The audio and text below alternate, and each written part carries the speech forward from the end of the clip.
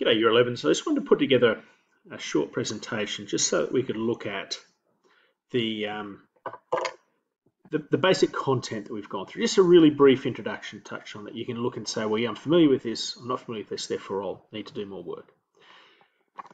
As you can see in the first one, each piece of content has a page number that comes with it. And following each one, there's a practice question if you want to have a think about how you want to test yourself on whether you really know it. So let's get started. I've got a textbook here. I'm only going to use that for a couple of different ones. So let's start with the internal environment. This difference between internal and external is really important in business. It's emphasized a lot. For example, the analysis tool you likely have to use in this first exam and that you use a lot in business is a SWOT. And the strengths and weaknesses are internal things like the owners or the employees, the culture, the structure. Might also be the quality of service, quality of products, but they're internal. The threats and opportunities are external. So we need to be able to differentiate between what's happening internal, inside the business, and external. So the key elements that are internal are the owners and the managers, the employees, the culture, and the structure. And all of these things we're going to touch on a little bit more. So here's a little practice question you could use to test yourself on that content. And I'm also going to, as I email you this, I'm going to email you these slides. I'm going to pause a little on each one so you can just, like if you want to try and answer it, pause it and see how you've gone once you've revised it. As well as the internal, we've got the external operating environment. Customers are a great example of something that exists that is important, that exists in the external operating environment, as are the competitors, suppliers. Interest groups might be something like a union, might be an environmental group if you've got a business that impacts what's happening in the environment. So the question here is to describe the key elements of the external operating environment of or for a business. And it might be even better, make it specific. Think of a business, McDonald's at North Lakes. What are some key elements in the external operating environment for them? The steeple, I apologise, this hasn't quite translated in the slide quite as nicely, but it's only the steeple part that is doubled up there. This is about the macro environment, the wider environment in which businesses operate. So steeple stands for the socio-cultural. That might be things like consumer tastes. There's a broad set of religious beliefs in an area. That's socio-cultural. Technological, and this is an area of business that's changing a lot. What's happening in the economy? Is there a slowdown, a recession? Maybe things are booming. What about environmental factors, an increasing element of importance for business over the last 15 or 20 years? Political factors, who's in government? How do they work? Legal factors, we think about overseas countries with totally different legal systems. How does a business operate there if they were going to move there? And ethical elements. So a simple revision question, this would just be explain which macroeconomic factors are relevant to that steeple abbreviation. Stakeholders. I feel like we've talked a little bit about stakeholders, and we talk about stakeholders. Stakeholders are any person or group that's got an interest in a business. So it becomes a little broader than just maybe those people internally. It can go to external stakeholders as well. Internal stakeholders, internal. It's interesting that we're thinking about internal to the business and external to the business again as something we've already emphasised. Internal stakeholders might be people like the employees, very important. You know, if you're a business and you've got happy, enthusiastic employees, that's going to be a really positive thing. The managers are internal stakeholders. External stakeholders, people outside the business, that might be a special interest group. That, for example, environmental group, if you're a business that's involved in property development, the environmental group might really want to see you do that in a very sustainable way. So the split between internal and external stakeholders is important. Here's the question. Explain what is meant by that term, anyone who has an interest in a business, any personal group, and give some examples. Now we talk about different business types, and here's a challenge. Is some of these things are a little similar, right? We've got 4 business functions, we've got business types, we've got business ownership structures. So try and differentiate between those 3 different things as we talk through here.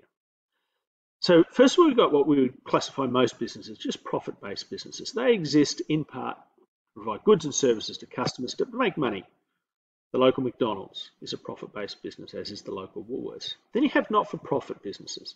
They seek to provide more of a focus on a service. They might employ staff and employees, but they're not trying to make more money. They're focused on a service. So an example of that might be a charitable organisation. Maybe you might think of something like an organisation like the Guide Dogs for the Blind. They're not there to make money. They're there to provide a service that includes training dogs. Now, you've got these last two that are quite similar, government-owned corporations and government business enterprises. Government-owned corporations, they're a business set up by a government. So, for example, Queensland Rail is set up by the Queensland government and it runs as a business, providing freight and passenger rail services around Queensland. The more specific group here is also government business enterprises, and these are Commonwealth government recognised businesses that run for a very specific purpose, and Australia Post is a good example. When you look at page 37 on the textbook, you'll see that they fall under a very specific piece of legislation. So they're the different business types we talk about. And a simple question that might follow there is explain what those four business types are that we see in Australia. Now we come to something different, which is where I'm saying is there's these bits of theory. It's great to have them clear in your mind. And this is about legal ownership structures for a business. And the three we have are sole trader, partnership, and company. And company can be both a private, might have the letters Pty Ltd, private and limited. And that means there's a limited group of shareholders for the company. Shareholders are the owners of companies. A public company is listed on the Australian Stock Exchange, and pretty much anyone in Australia can buy and sell some of those shares and become a part owner of that company. The thing you'll be asked here is around what are some strengths and weaknesses of these different structures?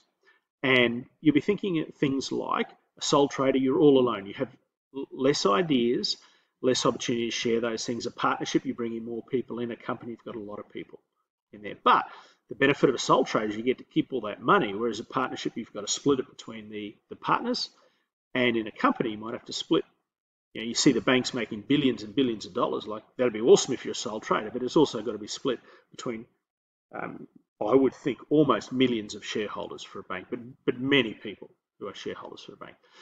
So think about those strengths and weaknesses, and the textbook on page 40 refers to that. I want to emphasize limited liability. That refers to the debts of a company or a business. If the debts of a business, if you're a sole trader, exceed the assets of the business, you have to pay, your personal assets may have to pay those debts. And that's what is unlimited liability. So sole trader and partnership have unlimited liability. The debts of business, that business might have to be sold, have to be passed on, and the assets of the owners sold to pay those debts. Whereas a company, it's limited liability, and that means the assets of the company can be sold to pay the debts of business, but nothing else. And you can see the strengths and weaknesses is how I've structured that question there. Strategic planning. This is all about priorities for the future of a business. And we focused a bit on the vision and mission statement. The mission statement is about what happens in the business now, what makes the business outstanding as it is at the moment, and the vision is about the future, what's going to happen in the future. It's going to flow through to the company goals, objectives, strategies, and tactics. And so being able to explain the process of strategic planning in business is going to be an important preparation for the exam. 4 key business functions. Remember I said we've got the business types, the business ownership structures, and now we've got 4 key business functions. This might be the way you split a typical business up. There'll be maybe a chief executive officer as the most senior person in the company, and then under them you might have a head of finance, a head of human resources, a head of marketing, a head of operations. These are 4 important functions in a business. Finance is about the money handling systems. How do you pay all your suppliers, get the money from your customers, and also for the bigger items, the planning items. Let's say you're Qantas and buying a new plane. How do you make sure you've got cash available for that? Human resources is about the people of the business.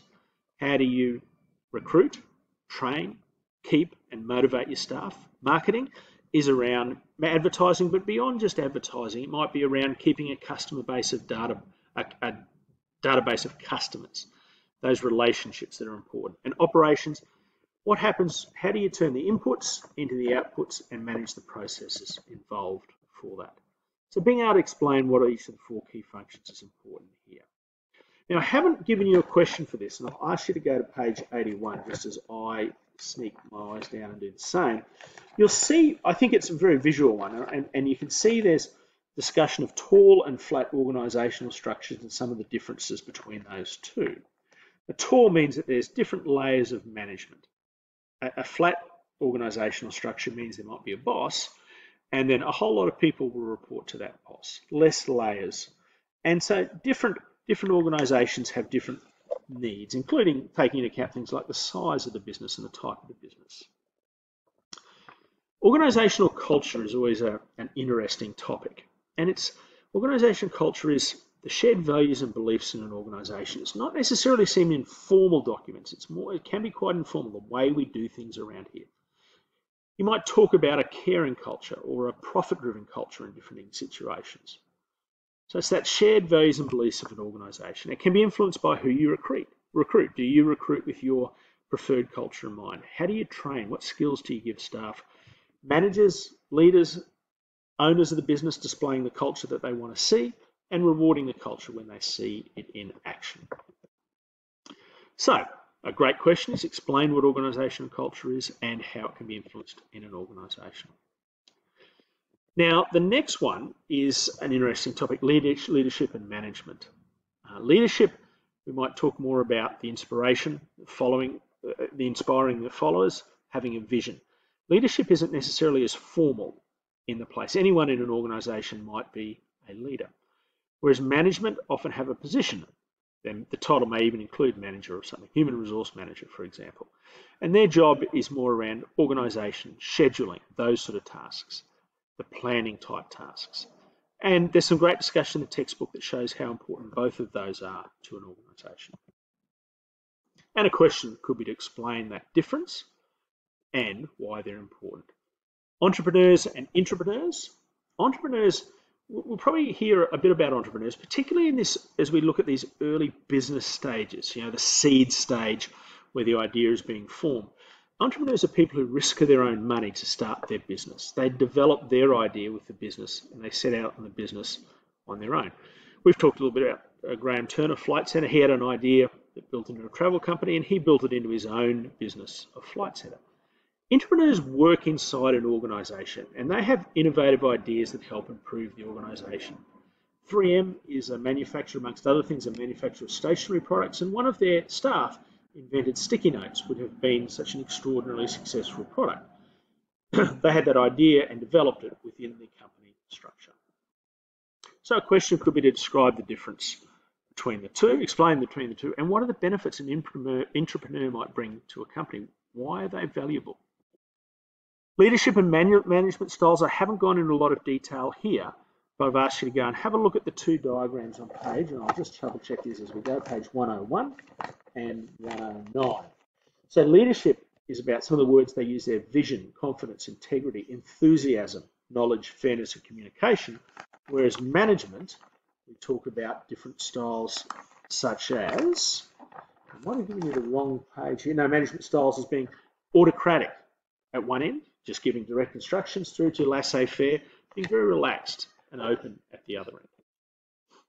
So that's the topics, the 12 topics, just roughly explained. For 10 of them, there's a question. A couple, there's some diagrams to look at, and you've got the page references to work with them as well.